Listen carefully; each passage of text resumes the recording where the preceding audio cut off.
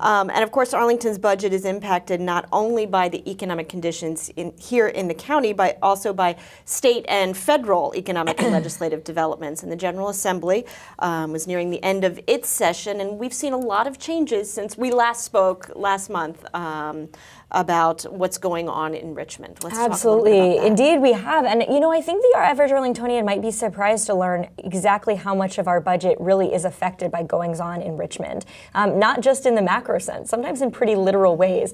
A great example is the transient occupancy tax.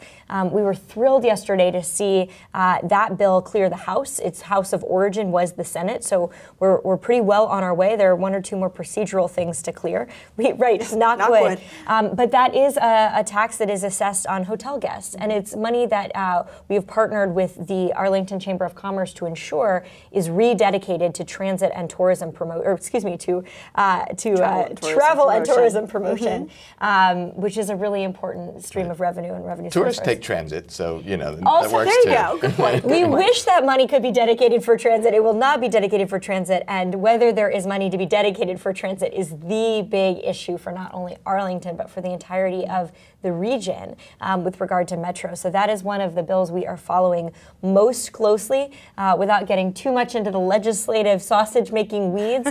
The fact of the matter is there is a bill out of the Senate and a bill out of the House, and we are now in the process of trying to see them reconciled. We hope in a way that puts Metro on a sustainable path to permanent funding. Let's hope, because that, as we have been talking about for what seems like an eternity now, that is really the big question going on right now is Metro funding for this region.